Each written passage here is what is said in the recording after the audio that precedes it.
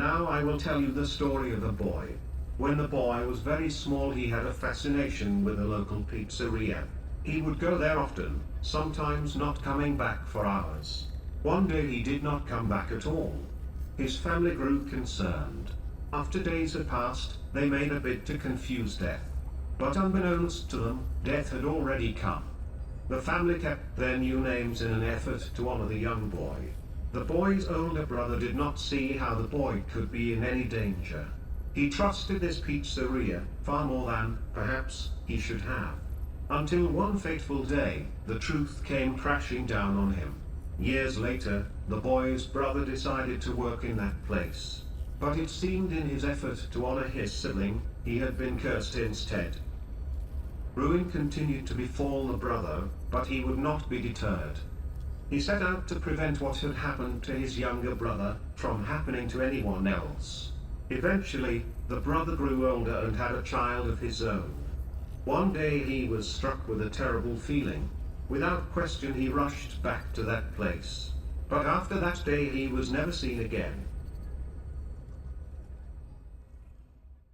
Hey guys, I'm back, I think. I know it's been a while, and in my absence, we've seen a lot happen in this franchise. I just finished up 100%ing Help Wanted 2 and its new Mimic-themed update, and I'm about to re-binge all of the games as soon as I get the time to. But in the meantime, I have a question for you all. First of all, how are you? It's been a long time. I feel bad for leaving you all hanging. I've updated my model now, so that's cool. Sorry. Anyways, back to the video.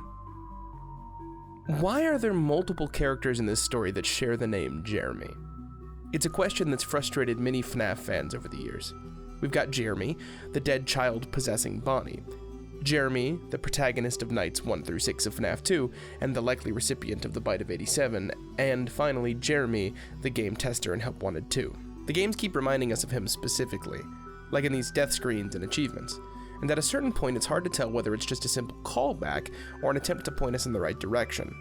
Bear with me, pun intended, because I think I've uncovered something pretty wild.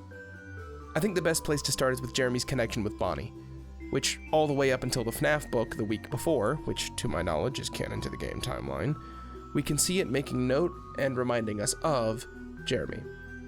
The book also calls Susie by name, but I'm not really sure what to make of that yet. We know from this image mirroring the endings of FNAF 3 that Bonnie is possessed by a child named Jeremy. So that should be it, right? That connection is explained.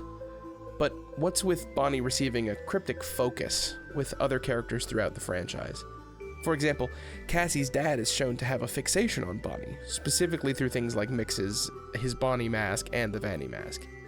You guys may already know where I'm going with this, but meet this kid, lovingly referred to as the Bonnie bully by the community. When looking back at this character, I couldn't help but feel as though it was connected in some way to the recent reveals regarding Cassie's dad. Some truly brilliant minds in this community have theorized that the Bonnie bully is the same character as Cassie's dad, but I wanted to take things a step farther. Cassie's dad is shown in Help Wanted 2 as interacting frequently with the Vanny mask. In addition, it can be assumed that this game is taking place in reality to some degree, as when he takes off the mask, we see the pit that leads down to the FNAF 6 pizzeria. What we can gather from this is that he's in that place to do something. Again, the common theory is that Cassie's dad is the one responsible for putting Mixus in place to seal away the Mimic further than had already been done. But let's put a pin in that briefly.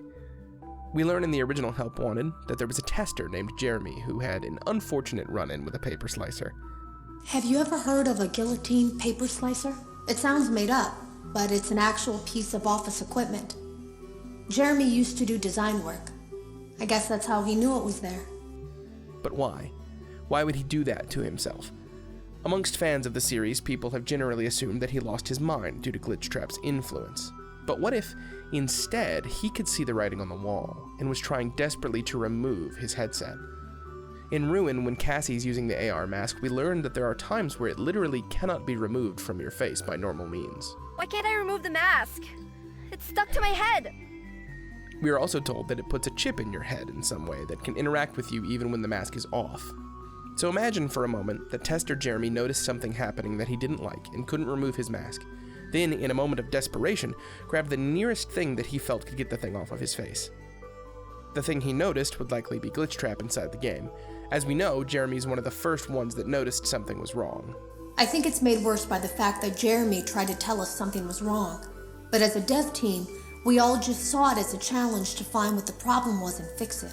Who could have known that? The thing about it is that I don't think they were going to fire him because of anything he was doing wrong. They just knew he'd seen something. They needed to discredit him. But why would he suspect anything, you may ask? Well, that's because this Jeremy is exactly the same Jeremy that we play as in FNAF 2. In the last 2 nights of FNAF 2, Jeremy is told about someone using one of the old suits to do bad things. It can be assumed that this is the second set of murders that Afton committed. He would know, at least generally, all the way back then, that there was a murderer who could tamper with AI systems, as shown in earlier phone calls. Just as a side note, though, try to avoid eye contact with any of the animatronics side if you can. Someone may have tampered with their facial recognition systems. We're not sure. But the characters have been acting very unusual, almost aggressive toward the staff. They interact with the kids just fine, but when they encounter an adult, they just stare. Who primarily wore an old yellow suit from Fredbear's Family Diner. Someone used one of the suits. We had a spare in the back, a yellow one. Someone used it. Now none of them are acting right. Listen, just finish your shift. It's safer than trying to leave in the middle of the night. That only leaves Fredbear or Spring Bonnie. So when he noticed that a version of an actual murderer was lingering in the game, he tried to take off his mask. When he couldn't, he grabbed the closest thing he could find to remove it. But you may be wondering, didn't Jeremy from FNAF 2 get bit on the day shift, losing his frontal lobe in the process? Well, that's not a super easy question to answer. Is it implied? Yes.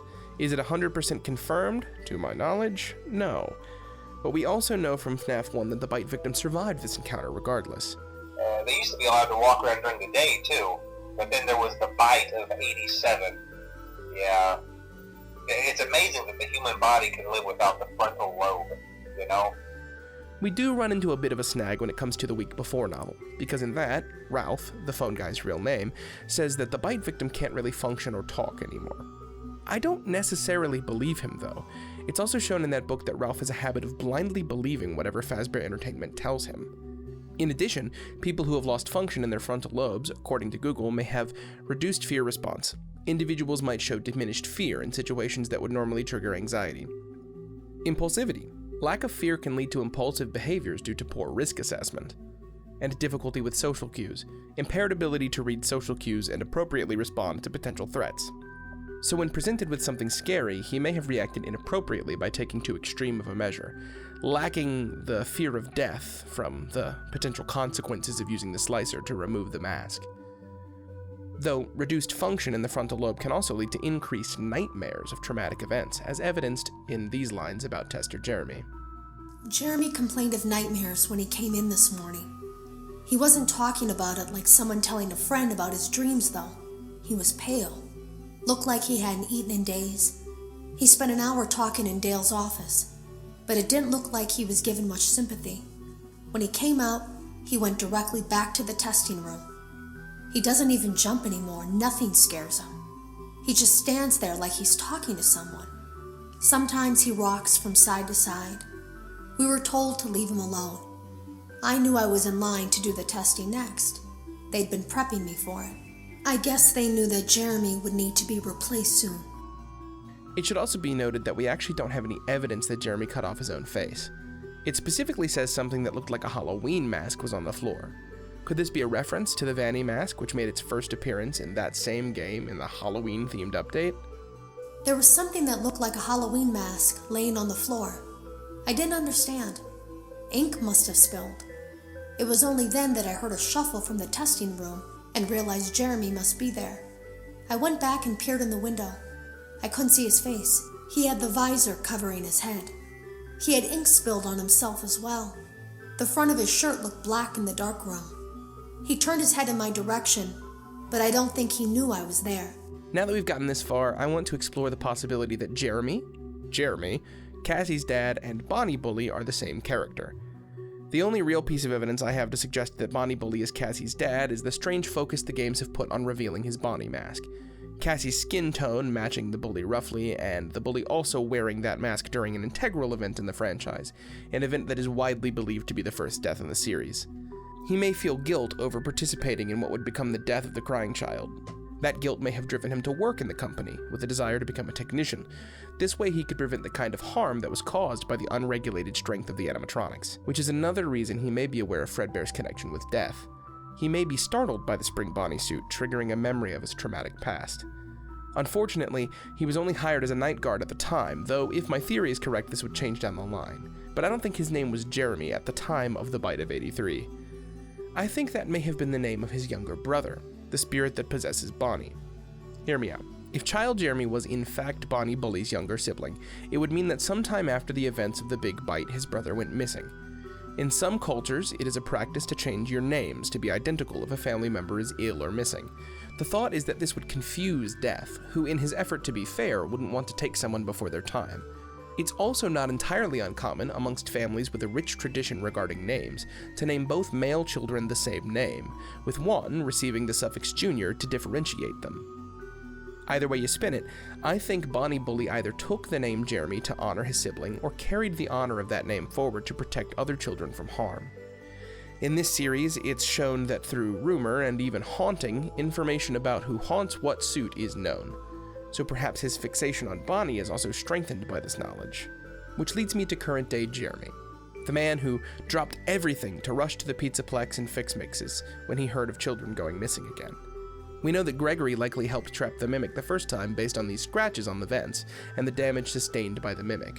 Also the placement of Gregory's backpack right next to the vent and the fact that the Mimic has his walkie-talkie. I'm Gregory. Sometime after the initial collapse of the Pizzaplex, I believe Gregory interacted with Cassie's dad in some way. This man understood the risk that place posed to children. It's why he likely helped program or condition Roxy to protect his daughter when she was there. Your special day. I remember. Your special day. Do you still like carrot cake? It has been some time since I saw you last. If I remember correctly, it is on the 11th. I remember because you are number 1. Twice. Cassie! Get out of here! Run! Knowing that he had a job to do, he left his daughter home alone where she would be safe, leaving a note if she needed anything. But after he left, we never saw him again. We see him do this job in Help Wanted 2 to a degree. In that game, the animatronics constantly ask him, "What makes you so special?" And I think I know the answer. He's been there since it all began.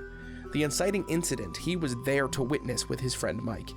In his fiddling around with things in Help Wanted 2, it can be assumed that he gained some understanding of Glitchtrap, both as the Mimic virus and also the man it's emulating. It would explain why he possibly created Mixus, because he was aware of what Glitchtrap was capable of at that time. I think in the ending of Help Wanted 2, we see a similar ending to the one in the first game, where our player character is lost to the AI and in some capacity dies. It makes the main ending of Help Wanted 2 rather tragic, as it shows him being in the animatronic that gives his own daughter the very mask he had to cut off his face for fear of losing himself years prior. The one that he helped lessen the influence of with Fanny. In summary, the child Jeremy is the younger brother of the rest of the Jeremys in the story, and that Jeremy is the same man again and again, all the way up to being Cassie's dad. So, to tell this story from the beginning, we start with Bonnie Bully at the Bite of 83. He feels the guilt and shame of what he and Mike have done. Shortly thereafter, his younger brother goes missing. Years pass without much news, but after some time, a funeral is held that bears resemblance to a memorial. He becomes a security guard at Freddy's, though he may have been going for a different position. As he works, he's told of the yellow-suited man who's committing crimes. He's moved to day shift, where he's told to stay close to the animatronics. He gets bitten, suffering considerable damage to his frontal lobe, or perhaps he was never the victim, you decide. For some reason, Fazbear's either spreads rumors about his condition, or he truly was unable to do much for some time. After his recovery, he finds another job in the company as a technician, in an effort to make the animatronics' bite force less dangerous and regulate their strength better.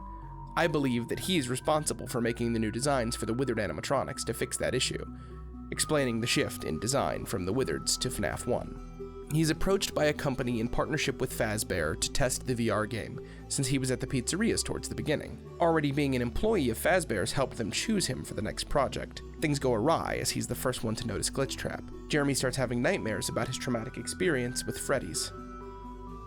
Jeremy had tried to come in earlier in the day to fix the problem before it had gotten too bad, though Fazbear Entertainment didn't like that Jeremy was noticing these things. When he realizes he can't remove the mask from his face, he resorts to more desperate measures. It's around this time that Jeremy takes time to recover. Due to his injury, it would be extremely bad PR to fire Jeremy, as Jeremy would likely go to authorities or the news and tell them everything. Instead, in their tradition of covering things up, Fazbear Entertainment decides to keep it quiet and offer him a raise and a higher position, which Jeremy gladly takes as his job isn't over yet. After Jeremy recovers from his injuries, he gets back to work, designing the glam rocks, or at least having a hand in it, as we see him install a special Indo mask on Roxy that acts as the last security node. But this time, he's even more determined to make a difference. If we look at Candy Cadet's story in Help Wanted 2, we hear him talk about someone who narrowly escaped death and willingly came back for revenge. She had escaped before being thrown into the oven, but would have a scar for the rest of her life. When she had grown, she sought revenge on the witch, and entered the forest again willingly, this time with the confidence of age and experience. I believe despite his injuries and what the company had done to him, he continued to work at Fazbear Entertainment all the way up until we last heard of him in Ruin as Cassie's dad. At some point during his work, we can assume he was integrated into the AI and died in some way. We can also glean from the Princess Quest ending that perhaps he's the one who made Glitchtrap a non-issue in Ruin, instead trading one dangerous AI for another in the form of the Mimic. The games clearly want us to take note of Jeremy, because every chance they get to remind us of him, they take it, like in the achievement titled Remember Jeremy for when you unlock the Bonnie Puppet, or the multiple times they've reminded us about that Bonnie mask.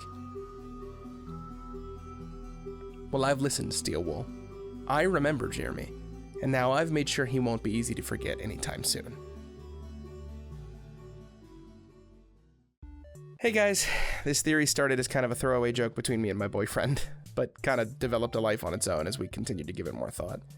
Tell me what you guys think, but for now, I gotta head out. See ya! Hopefully, sometime.